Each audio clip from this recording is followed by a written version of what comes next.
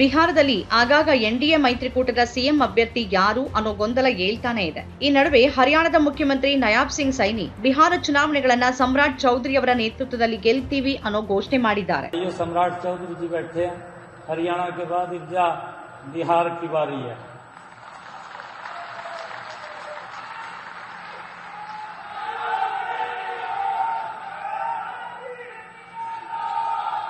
ये विजय की पताका ये रुकनी नहीं चाहिए.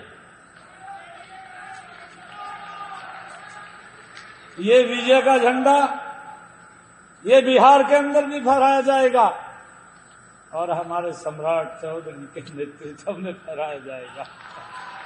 ಈ ಹೇಳಿಕೆ ಬಿಹಾರದ ರಾಜಕೀಯ ವಲಯದಲ್ಲಿ ದೊಡ್ಡ ಚರ್ಚೆಗೆ ಕಾರಣ ಆಗಿದೆ. ಈ ಹೇಳಿಕೆ ಎಲ್ಲಿ, ಯಾವ ಸಂದರ್ಭದಲ್ಲಿ ನೀಡಲಾಯಿತು, ಇದರ ಹಿಂದಿರುವ ರಾಜಕೀಯ ಉದ್ದೇಶ ಏನು, ಅದರ ಪರಿಣಾಮಗಳು ಎಂಥದ್ದು, ಇದಕ್ಕೆ ಸಮ್ರಾಟ್ ಚೌಧರಿ ಅವರ ಪ್ರತಿಕ್ರಿಯೆ ಏನು, ಇದನ್ನೆಲ್ಲ ನೋಡೋದಾದ್ರೆ ಏಪ್ರಿಲ್ 14ನೇ ತಾರೀಕು ಗುರುಗ್ರಾಮ್ನಲ್ಲಿ ನಡೆದ ಅಖಿಲ ಭಾರತೀಯ ಸೈನಿ ಸೇವಾ ಸಮಾಜ ಆಯೋಜನೆ ಮಾಡಿದ್ದ ಮಹಾತ್ಮ ಜ್ಯೋತಿಬಾ ಫುಲೆ ಜಯಂತಿ ಸಮಾರಂಭದಲ್ಲಿ ನಯಾಬ್ ಸಿಂಗ್ ಸೈನಿ ಮಾತನಾಡ್ತಾ ಇದ್ರು. ಈ ಸಮಾರಂಭದಲ್ಲಿ ಸಮ್ರಾಟ್ ಚೌಧರಿ, ಉಪೇಂದ್ರ ಕುಶ್ವಾ ಸೇರಿದಂತೆ ಅನೇಕ ನಾಯಕರು ಭಾಗಿಯಾಗಿದ್ರು. ಈ ಬಾರಿ ಹರಿಯಾಣದ ನಂತರ ಬಿಹಾರದಲ್ಲೂ ಬಿಜೆಪಿ ವಿಜಯ ಪತಾಕೆ ಹಾರಲಿದೆ, ಮತ್ತದು ನಮ್ಮ ಸಮ್ರಾಟ್ ಚೌಧರಿ ಅವರ ನೇತೃತ್ವದಲ್ಲಿ ನಡೆಯಲಿದೆ ಅಂತ ಅಲ್ಲಿ ಹರಿಯಾಣದ ಸಿಎಂ ಸೈನಿ ಹೇಳಿದ್ದಾರೆ. ಈ ಮಾತುಗಳನ್ನ ಕೇಳಿದ ಕೂಡಲೇ ಬಿಹಾರದ ರಾಜಕೀಯ ತಾಪಮಾನ ಏರಿದೆ. ಸಮ್ರಾಟ್ ಚೌಧರಿ ಬಿಹಾರ ಬಿಜೆಪಿಯ ಮಾಜಿ ರಾಜ್ಯಾಧ್ಯಕ್ಷ ಹಾಗೂ ಹಾಲಿ ಡಿಸಿಎಂ ಮತ್ತು ವಿತ್ತ ಮಂತ್ರಿ. ಬಿಹಾರದಲ್ಲಿ ಬಿಜೆಪಿಯ ಭವಿಷ್ಯದ ನಾಯಕನಾಗಿ ಸಮ್ರಾಟ್ ಚೌಧರಿ ಅವರನ್ನ ನೋಡಲಾಗ್ತಿದೆ. ಬಿಹಾರದಲ್ಲಿ ಈಗ ಎನ್ಡಿಎ ನೇತೃತ್ವದ ಸರ್ಕಾರ ಇದೆ ಮತ್ತು ಜೆಡಿಯು ನಾಯಕ ನಿತೀಶ್ ಕುಮಾರ್ ಮುಖ್ಯಮಂತ್ರಿ. ಆದರೆ 2020ರ ನಂತರದ ರಾಜಕೀಯ ಸಮೀಕರಣಗಳು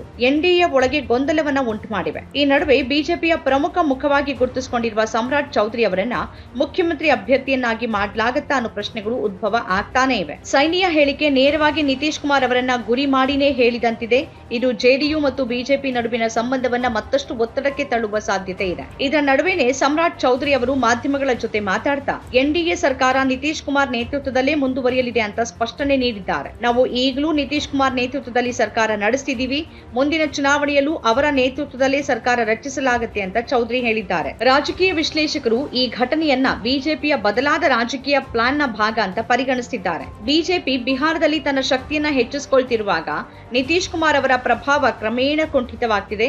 ಇಂತಹ ಸಂದರ್ಭದಲ್ಲಿ ಸಮ್ರಾಟ್ ಚೌಧರಿ ಅಂತಹ ನಾಯಕನನ್ನ ಬಿಜೆಪಿ ಸಿಎಂ ಮುಖವಾಗಿ ಬಿಂಬಿಸೋಕೆ ಪ್ರಯತ್ನಿಸೋದು ಸ್ವಾಭಾವಿಕ. ಮಹಾರಾಷ್ಟ್ರದಲ್ಲಿ ಏನಾಗಿದೆ ಅಂತ ಎಲ್ರಿಗೂ ಗೊತ್ತು. ಯಾವ ಶಿಂದೆಯನ್ನ ಬಳಸಿಕೊಂಡು ಬಿಜೆಪಿ ಮೊದಲು ಸರ್ಕಾರವನ್ನ ರಚನೆ ಮಾಡ್ತು, ಈಗ ಅದೇ ಶಿಂದೆಯನ್ನ ಬದಿಗೆ ಸರಿಸಿ ಬಿಜೆಪಿ ಸಿಎಂ ವಿರಾಜಮಾನರಾಗಿದ್ದಾರೆ. ಬಿಜೆಪಿ ಎಲ್ಲೆಲ್ಲಿ ಪ್ರಾದೇಶಿಕ ಪಕ್ಷಗಳ ಜೊತೆ ಮೈತ್ರಿ ಮಾಡ್ಕೊಳ್ಳುತ್ತೆ, ಅಲ್ಲೆಲ್ಲ ಕ್ರಮೇಣ ಆ ಪಕ್ಷವನ್ನೇ ಅಪ್ರಸ್ತುತ ಮಾಡ್ಬಿಡತ್ತೆ. ಅದೆಲ್ರಿಗೂ ಗೊತ್ತಿರೋ ವಿಷಯನೇ. ಸೈನಿ ಹೇಳಿಕೆ ಕೊಟ್ಟ ಕೂಡಲೇ ಎಲ್ಲವೂ ಬದಲಾಗ್ಬಿಡತ್ತೆ ಅಂತೇನಿಲ್ಲವಾದ್ರೂ ಭವಿಷ್ಯದ ಸಿಎಂ ಅಭ್ಯರ್ಥಿಗೆ ನೆಲೆ ಸೃಷ್ಟಿಸುವ ರಾಜಕೀಯ ನೀತಿಯ ಭಾಗ ಇದು ಅನ್ನೋ ಮಾತುಗಳು ಕೇಳಿಬರ್ತಿದೆ. ಸಮ್ರಾಟ್ ಚೌಧರಿ ಅವರು ಈ ಹೇಳಿಕೆಗೆ ಬಹಳ ಡಿಪ್ಲೊಮ್ಯಾಟಿಕ್ ಪ್ರತಿಕ್ರಿಯೆ ನೀಡಿದ್ದಾರೆ. ಅವರು ಸ್ಪಷ್ಟವಾಗಿ ಏನನ್ನೂ ನಿರಾಕರಿಸಲಿಲ್ಲ ಅಥವಾ ಒಪ್ಪಿಕೊಳ್ಳಲಿಲ್ಲ. ಬದಲಾಗಿ ಅವರು ಈಗಿನ ಸ್ಥಿತಿಗತಿಯೊಂದಿಗೆ ಸರಿ ಹೊಂದುವಂತೆ ಮಾತಾಡಿದ್ದಾರೆ. ಈ ಘಟನೆ ಜೆಡಿಯು ಮತ್ತು ಬಿಜೆಪಿ ನಡುವಿನ ಸಂಬಂಧವನ್ನ ಮತ್ತಷ್ಟು ಸಂಕೀರ್ಣಗೊಳಿಸಿದೆ. ಜೆಡಿಯು ಈಗಾಗಲೇ ಜನರ ನಡುವೆ ತನ್ನ ನಂಬಿಕೆಯನ್ನ ಕಳ್ಕೊಂಡಿರೋ ಹಿನ್ನೆಲೆಯಲ್ಲಿ ನಿತೀಶ್ ಕುಮಾರ್ ಅವರ ಸಿಎಂ ಸ್ಥಾನ ಭದ್ರವಾಗಿಲ್ಲ ಅನ್ನೋ ಅನುಮಾನಗಳಿದ್ದಿವೆ. ಸೈನಿಯವರ ಹೇಳಿಕೆಗೆ ಜೆಡಿಯು ಯಾವುದೇ ಅಧಿಕೃತ ಪ್ರತಿಕ್ರಿಯೆಯನ್ನ ನೀಡದೇ ಇದ್ರೂ ಒಳಗಡೆ ಚರ್ಚೆಗಳು ಜೋರಾಗಿವೆ ಅನ್ನೋದಂತೂ ಖಚಿತ. ಈ ಹೇಳಿಕೆಯಿಂದಾಗಿ ಬಿಹಾರದಲ್ಲಿ ಲಾಲು ಪ್ರಸಾದ್ ಯಾದವ್ ಅವರ ಆರ್ಜೆಡಿ ಕೂಡ ಹೊಸ ಸ್ಟ್ರಾಟಜಿ ರೂಪಿಸೋಕೆ ಪ್ರಾರಂಭಿಸಿರಬಹುದು. ಸಿಎಂ ಮುಖದ ಬಗ್ಗೆ ಎನ್ಡಿಎ ಗೊಂದಲದಲ್ಲಿದೆ ಅನ್ನೋ ಸಂದೇಶ ರವಾನಿಸಿ ಆ ಮೂಲಕ ತಮಗೆ ಹೆಚ್ಚು ಬೆಂಬಲ ಸೆಳೆಯುವ ಪ್ರಯತ್ನ ನಡೆಯಬಹುದು. ಬಿಹಾರ ವಿಧಾನಸಭೆ ಚುನಾವಣೆಗಳು 2025ರ ಸೆಪ್ಟೆಂಬರ್ ಅಕ್ಟೋಬರ್ ತಿಂಗಳಲ್ಲಿ ನಡೆಯುವ ನಿರೀಕ್ಷೆ ಇದೆ. ಅದಕ್ಕೂ ಮೊದಲು ಪಕ್ಷಗಳ ನಡುವಿನ ಸಂಬಂಧ ಯಾವುದೇ ತಿರುವನ್ನ ತೆಗೆದುಕೊಳ್ಳಬಹುದು. ಸೈನಿಯ ಹೇಳಿಕೆ ಒಂದು ಟ್ರಯಲ್ ಹೇಳಿಕೆ ಆಗಿರಬಹುದು, ಜೆಡಿಯು ನಾಯಕರ ಪ್ರತಿಕ್ರಿಯೆಯನ್ನ ಅಳೆದು ನೋಡುವ ವಿಧಾನ ಆಗಿರಬಹುದು. ಸಮ್ರಾಟ್ ಚೌಧರಿ ಅವರನ್ನ ಮುಂದಿನ ಸಿಎಂ ಮುಖವಾಗಿ ರೂಪಿಸೋಕೆ ಇದು ಬಿಜೆಪಿಯ ಮೊದಲ ಹೆಜ್ಜೆ ಆಗಿರಲೂಬಹುದು. ನಮ್ಮ ಕಾರ್ಯಕ್ರಮಗಳನ್ನ ನೀವು ನೋಡ್ತಾ ಇದ್ರೆ ನಮ್ಮ ಚಾನೆಲ್ ಅನ್ನ ಸಬ್ಸ್ಕ್ರೈಬ್ ಮಾಡಿ, ಪಕ್ಕದ ಬೆಲ್ ಐಕಾನ್ ಒತ್ತಿ ನಮ್ಮನ್ನ ಬೆಂಬಲಿಸಿ. ಹಾಗೆ ನಮ್ಮ ಕಾರ್ಯಕ್ರಮಗಳನ್ನ ಲೈಕ್ ಮಾಡಿ, ಕಮೆಂಟ್ ಮಾಡಿ, ಅದನ್ನ ಬೇರೆಯವರಿಗೂ ವಾಟ್ಸ್ಆಪ್ ಮೂಲಕ ಶೇರ್ ಮಾಡಿ.